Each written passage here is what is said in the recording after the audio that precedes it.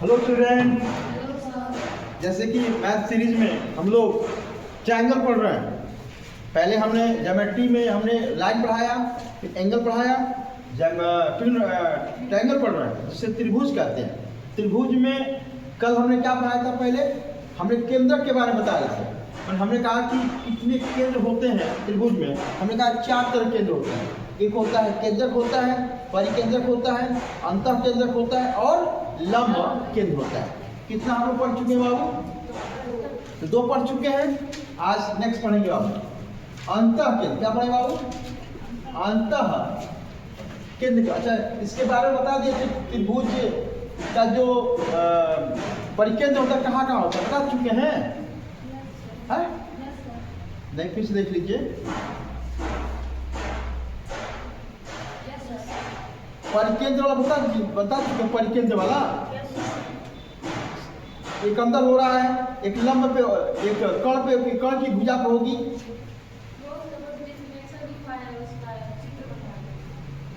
वही तो मैं कह रहा हूँ, इसको नहीं पाए। आइए हम देखते हैं बाबू। ये हमारा न्यून कोण है, न्यून कोण है या न्यून कोण त्रिभुज है, न्यून कोण त्रिभुज है। ऐसे न्यून कोण का त्रिभुज है बाबू। ये हमारा समकोण त्रिभुज है। ये क्या है बाबू? ये समकोण त्रिभुज है। ये क्या है? अधिक कोण त्रिभुज है, अधिक कोण त्रिभुज है। यहाँ ये से लिख लीजिए आप, ये ठीक है बाबू। और ऐसे बना हुआ है, ऐसे दिया हुआ है, ऐसे दिया है। हमें पता करना है कि जो परिकेंद्र है इनका केंद्र कहाँ होगा। तो क्या रूल बताया था भाई? बताएगा क्या बताया था परिकेंद्र के लिए कॉन्सेप्ट में? भाई देख के बता रही है। परिकेंद्र के कॉन्सेप्ट में हमने बताया था कि जो ये साइड होता है ना, भुजाएं, उनका समद्विभाजन करते हैं। तो भाई इसका हम देखिए, इसका समद्विभाजन करेंगे तो कहीं ये देखिए यहाँ से ऐसे जाएगा। इसका करेंगे तो ये कहीं आएगा ऐसे। इसका समद्विभाजन कहीं ऐसे मिलाएगा। भाई ये कटेगा, यहाँ कटेगा, ऐसे ऐसे करके मिलाएंगे। तो क्या ये बात समझ में आया? तो बताइए यहाँ न्यून कोण में ये जो केंद्र है, ये यहाँ से इसको मिला दें, यहाँ से ऐसे मिला दें, यहाँ से ऐसे मिला दें, इसको ऐसे मिला दें। ये जो केंद्र बन रहा है, कौन? जो परिकेंद्र है, जो परिकेंद्र जो बन रहा है बाबू, ये कहाँ बन रहा है? वो अंदर बन रहा है। कहाँ बन रहा है? अंदर है। एक बात समझ में आ गई? चलते हैं इस पर देखते हैं। अच्छा, इसका हम समद्विभाजन करेंगे बाबू, ऐसे जाएगा, हाँ या ना? इसका समद्विभाजन करेंगे, ऐसे जाएगा, हाँ या ना?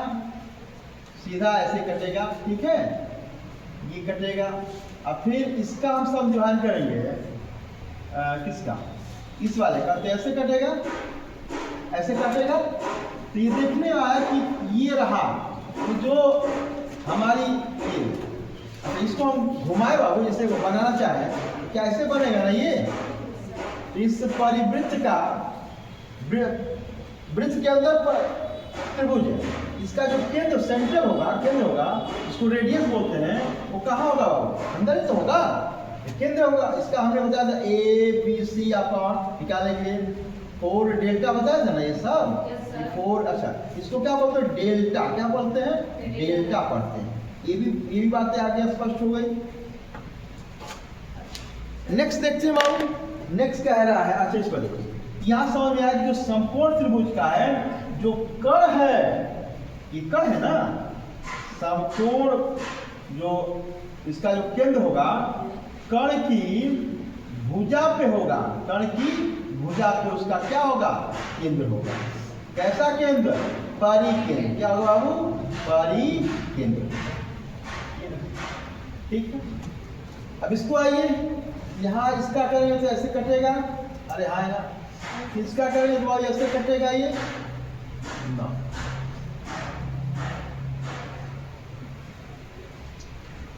इसका समद्विभाजन करेंगे तो देखिए यहाँ से करेंगे, यहाँ कहीं काटेगा, इसका हम कहीं करेंगे कि ये आपका कट्टी यहाँ काटेगा, और यहाँ देख रहे हैं तो ये कभी इसका काटेगा तो ऐसे कभी काटेगा। ये देखा जा रहा है कि बाबू ये बाहर काट रहा है। ये जो कण है, कण भुजा के बाहर हो, कण के सामने और क्या कर सकते हैं त्रिभुज से बाहर। इसका केंद्र कहाँ होगा बाबू? बाहर होगा। ये यहाँ केंद्र हो गया, ये परिकेंद्र है, परिकेंद्र हो गए। तो ये समझ में आया कि जो न्यून कोण होंगे उनका परिकेंद्र त्रिभुज के अंदर होगा, समकोण होगा उसके कर्ण पे होगा, और अधिक कोण होगा उसका जो परिकेंद्र होगा त्रिभुज के बाहर। एक बात समझ में आ गई, इतनी बातें। अब हम पढ़ेंगे, हमने फिर से रिपीट कर दूं। अब देखो मैंने कहा यस मैं केंद्र के बारे में पढ़ाया, फिर अब आ गया परि केंद्र के बारे में पढ़ा रहे हैं। अब अंतः केंद्र के बारे में, अंतः केंद्र के बारे में पढ़ेंगे बात। इसके बाद आप चौथा पढ़ें क्या? लंब केंद्र। क्या पढ़ेंगे बाबू? लंब केंद्र के बारे में पढ़ेंगे। हमने ये भी दिखाया कि केंद्रक में सभी, चाहे न्यून कोण, समकोण, अधिक कोण में केंद्र कहाँ बन रहे थे? तो सभी अंदर बन रहा था। परिकेंद्र में केंद्र कहाँ बन रहा था बाबू? तो न्यून कोण में अंदर बन रहा है, समकोण पर कर्ण के भुजा पर बन रहा है, और अधिक कोण में बाहर बन रहा है। तो क्या अंतर केंद्र, पहले अंतर केंद्र के बारे में समझते हैं। चलिए इतनी बातें यहाँ तक हमने कल हमने सिर्फ बताया था कि परिकेंद्र होता क्या है। तो परिकेंद्र क्या होता है बाबू? हमने बताया था कि जो भुजाएं होती हैं उन भुजाओं के समद्विभाजक के प्रतिच्छेद बिंदु को ही हम लोग परिकेंद्र कहते हैं। क्या बात समझ में आया? नोट कीजिए।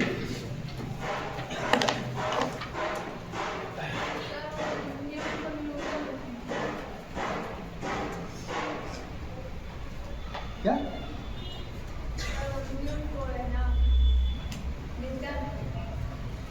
अरे न्यून कोण है, तो न्यून है, न्यूटन लिख दिया गया, सही कर दीजिए। न्यून कोण है, हाँ न्यून कोण है, सम कोण है और अधिक कोण। बात समझ में आ गया? इरेज कर दे।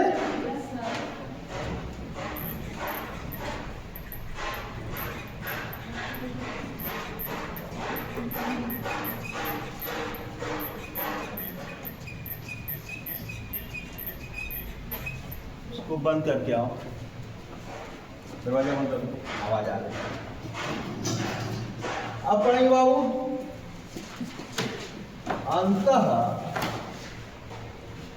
अंतः केंद्र। क्या है बाबू? अंतः केंद्र। इन सेंटर, अंग्रेजी क्या बोलते हैं इसको? इन सेंटर बोला है, इन सेंटर। ठीक है। होता क्या है? तो मेरे प्यारे बच्चों, इससे ये कोई त्रिभुज है, समझिएगा। अच्छा ये जो कोण है ना, कोण, इस कोण को इस कोण का, और कोणों का समद्विभाजन क्या कहता है बाबू? कोणों का समद्विभाजन करें, कोणों का समद्विभाजन करें, इस कोण को समद्विभाजित करें, इस कोण का समद्विभाजन करें। तो जहां जिस स्थान पे मेरे प्यारे बच्चों, जिस स्थान पे ये रहा, एक स्थान पे बिंदु को काटना चाहिए, ये जिस स्थान पे प्रतिच्छेद करेगा, ये रहा, यहाँ पे प्रतिच्छेद कर रहा है। इसी को हम लोग क्या करेंगे मेरे प्यारे बच्चों? इसी को हम लोग कहते हैं अंतः केंद्र कहते हैं, अंतः केंद्र कहते हैं। परिभाषा क्या लिखेंगे मेरे प्यारे बच्चों? कोणों का समद्विभाजक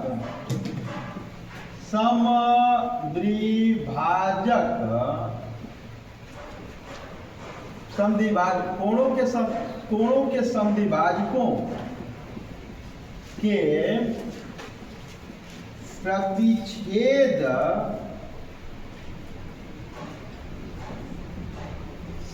बिंदु को, प्रतिच्छेद बिंदु को क्या कहते हैं बाबू? अंतः केंद्र कहते हैं। और इसकी त्रिज्या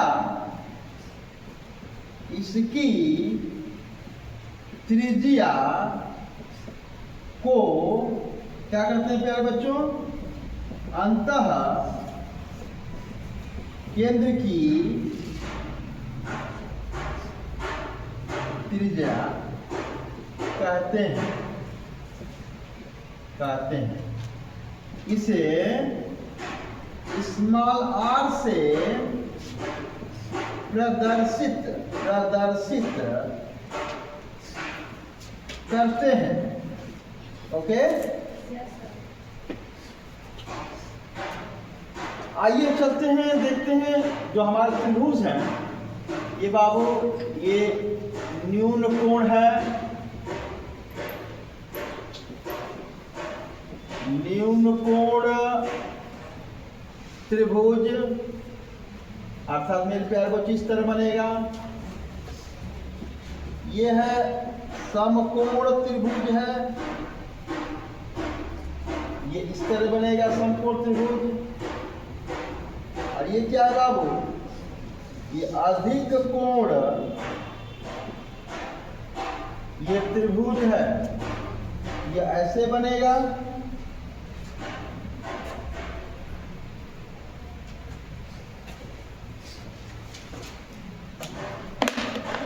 अब समझेंगे कि इनका अंतर केंद्र बनेगा कहां से। चलते हैं, देखते हैं। तो क्या कहे बाबू? इसका समद्विभाजन करेंगे, इसका समद्विभाजन, इसका समद्विभाजन। तो समझ नहीं आ रहा कि इनका समद्विभाजन ऐसे जाएगा, फिर ये ऐसे जाएगा और ये ऐसे आ जाएगा, मतलब कि ये अंतर होगा। मतलब समझ में आया कि न्यून कोण का जो अंतः केंद्र होगा, अंतः केंद्र कहाँ होगा बाबू? कहाँ होगा? ये अंदर होगा। अच्छा, अंदर के अंदर होगा ना? कहाँ होगा इसका केंद्र? अंदर होगा, अंदर। ठीक है, अब समझ लीजिएगा यहाँ पे जब यहां से इसको मिलाएंगे ना ऐसे, तो देखो ये जो ये लाइन है ना, इसी को त्रिज्या r कहते हैं। इसी की यही r स्मॉल r। ठीक है, इसी तरह इसका क्या होगा बाबू? तो कोणों का समद्विभाजन, इस कोण का हम समद्विभाजन करेंगे, इस कोण का समद्विभाजन करेंगे। तो बताइएगा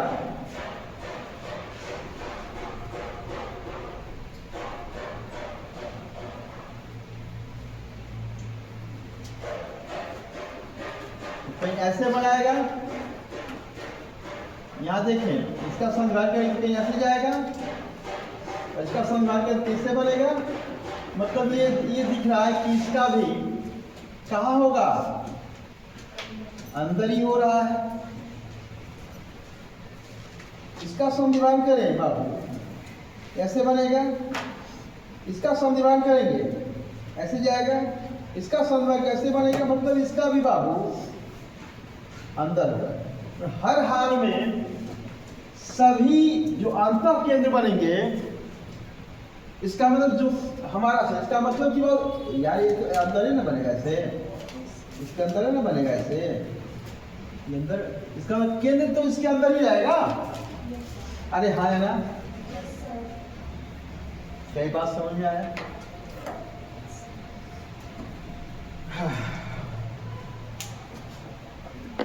लिखिए। ओके, बहुत सुंदर, वेरी गुड।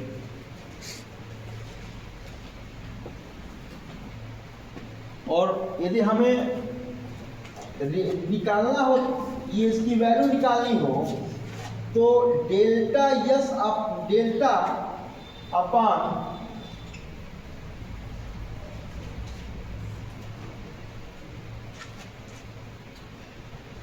यस होता है। अच्छा, क्या कोई बताएगा यस इक्वल क्या होगा? कोई ऐसा है जो यस के बारे में मतलब जानता हो?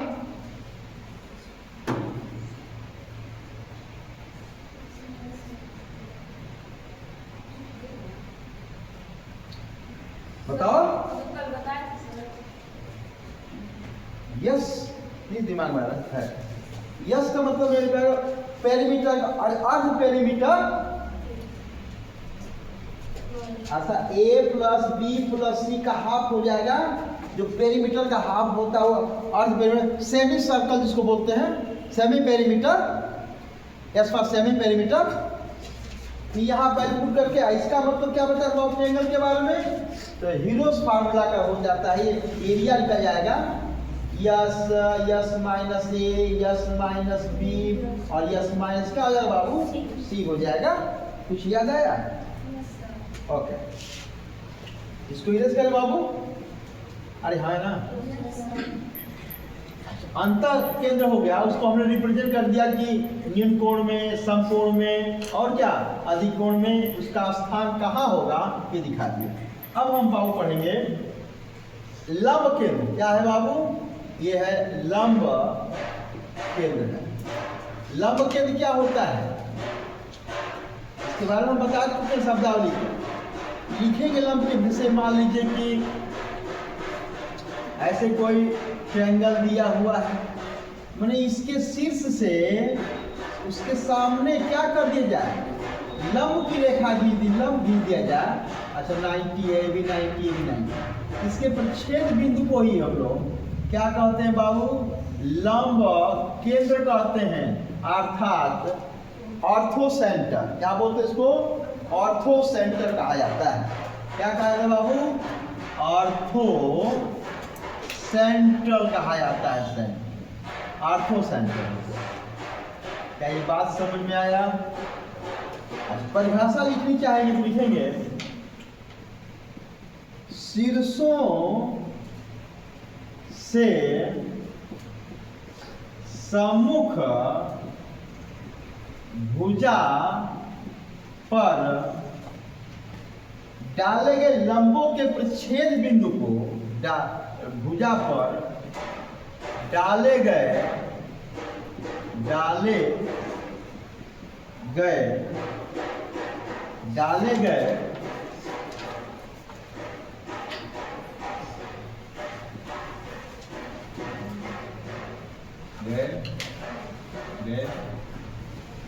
लंबों के प्रतिच्छेद बिंदु को क्या कहते हैं बाबू? लंब केंद्र कहते हैं। जिसे यहां पे मैंने दिखाया, ठीक है, लंब केंद्र हो गया। आइए इसकी भी स्थिति देखते हैं कि लंब केंद्र अलग अलग त्रिभुजों में उसका स्थान कहाँ है, अंदर है कि बाहर है कि क्या स्थिति बनती है। क्या मेरे प्यारे बच्चे इसको हटा दें?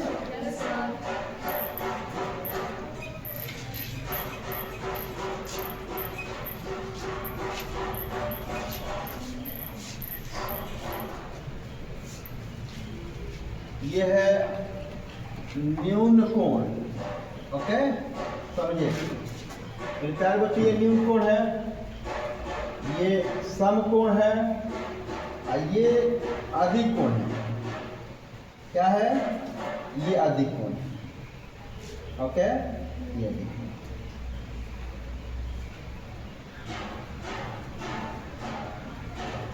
अभी बताइए इसका हम करेंगे तो बाबू ये सीधा आएगा, फिर इसका सदिश पे लंब होगा, फिर इसका इस पे लंब होगा।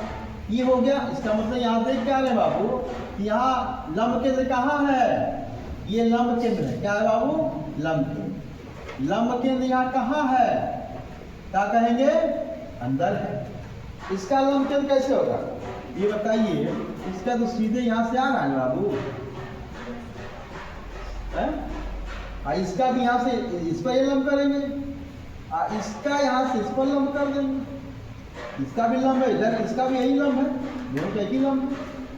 इसका क्या होगा? इस पर ये रहेगा, तो यहाँ ये हमारा क्या होगा? लंब केंद्र होगा, लंब केंद्र होगा। इसका लंब केंद्र क्या होगा? तो भाई इसका लंब बनाए कि आगे करेंगे ना, ये आ जाएगा, इसका ये लंब होगा। इसका लंब करें, इसको आगे खींचेंगे, इस पर लंब खींचेंगे, ऐसे ये बनाएगा, ये चला जाएगा ऐसे सीधे, और इस पर लंब कीजिए, ये आएगा।